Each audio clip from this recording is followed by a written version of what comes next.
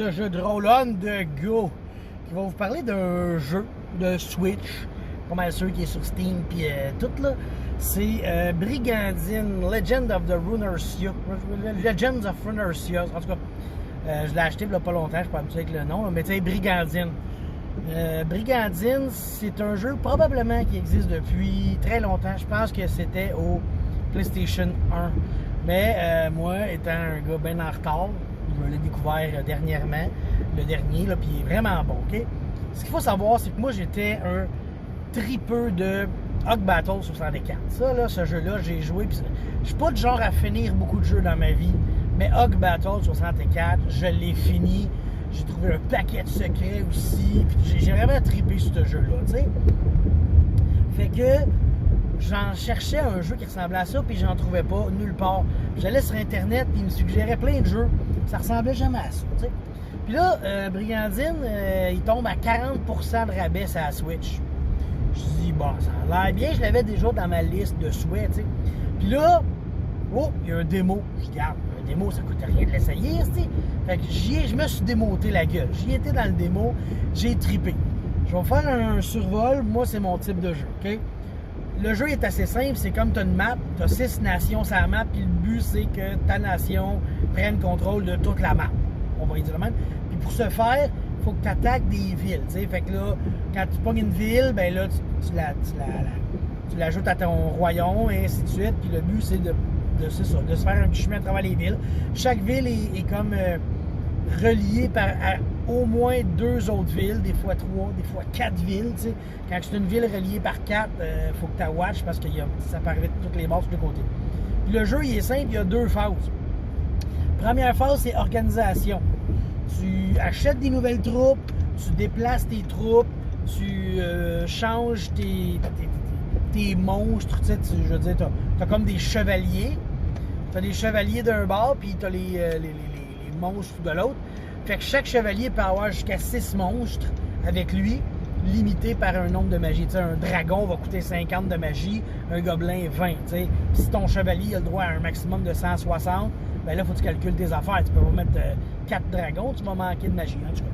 Fait que, sous ces limitations-là, tu donnes des monstres à tes chevaliers, puis ensuite, tu les promènes. Fait que, comme je vous dis, tu as la phase d'organisation. Fait que tu bouges, t'équipes, tu summones des nouvelles bébites. Aussi, tu peux envoyer tes bonhommes dans des quêtes ou au training ground pour qu'ils fassent plus d'XP. Parce qu'au début, quand tu pognes des héros, des fois, ton héros, il est niveau 1 à 5, genre, il est assez à chier. Quand tout le monde est niveau 10, t'as pas le choix de le faire passer par le training ground pour l'améliorer, tu sais. Puis, en plus, quand tu l'envoies dans des quêtes, là, il va te ramasser de l'équipement. Cet équipement-là, tu vas pouvoir mettre de l'équipement, autant tes chevaliers que tes monstres. Ça, c'est cool. Puis même des petits crises de monstres par rapport, tu peux lui mettre de l'équipement. Tu sais, un gobelin avec une épée magique, tu peux le faire dans le jeu-là. Moi, je trouve ça le fun. Puis là, après ça, la deuxième phase, c'est la phase d'attaque. Puis la phase d'attaque, elle, c'est tu tombes sur une ex-map, puis ben, tu as 12 tours pour attaquer la ville et soit tuer tout le monde, soit les mettre tous en fuite, ou ben pas le réussir, puis te faire repousser chez vous, puis dire t'as raté ton attaque, t'sais. Fait que c'est simple comme ça. Puis là, en tout cas, tu déplaces tes unités. T'sais, quand c'est le tour d'un chevalier, ben c'est son tour à lui, ainsi qu'à toutes ses unités qui se déplacent en même temps, puis tu promènes tes affaires. Pour vrai, c'est un jeu de stratégie comme je l'aime. C'est tour par tour quand c'est le temps des combats. Fait que tu as le temps de réfléchir à tes affaires, puis il y a beaucoup de stratégie. C'est vraiment ça, là, le nerf de la guerre, c'est un jeu de stratégie. Puis, quand c'est le temps de l'organisation, ben moi, là, j'aime ça. J'aime ça, placer mes unités, les mettre ensemble, dire « Oh, lui, je vais le mettre une unité, juste des gobelins, ça va être drôle. » Puis là, tu vas toujours le mettre avec, je sais pas moi, une équipe de 2 licornes qui heal. Fait que, tu sais, tu places tes unités, tu les promènes sans match. C'est comme « Oh, Chris, j'ai réussi à gagner une ville, sauf que j'ai perdu pas mal toutes mes unités. Ça serait peut-être le temps que je le renforce. » Fait que là, t'envoies un autre chevalier l'aider. Fait que c'est vraiment ça. C'est un jeu c'est un wargame, stratégie.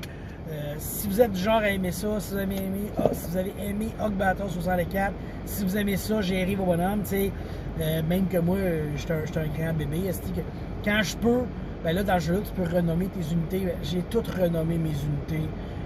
Peut-être un jour, je vous parlerai des noms, je les ai donnés, là, mais j'ai tout pris le temps de renommer mes monstres pour que ça soit vraiment personnalisé à moi. Puis j'ai plus l'impression que, je fais attention à mes unités. Tu sais, quand il est rendu pas beaucoup de points de vie, là, ben je l'éloigne, je veux pas qu'il meure, tu sais. J'ai pas le goût de perdre mon Flubelub. Je l'ai appelé Flubelub parce que je l'aime comme ça. Je veux pas qu'il meure, tu sais. Tandis que j'ai comme une autre game, tester des affaires. J'ai pas changé de nom, puis s'il meurt, mon calif, j'ai pas d'attachement avec. Fait que, ben, c'est ça que je voulais vous parler de Brigandine Legends of Ruinercia. Garochez-vous chez votre disquaire pour vous le procurer. Bye!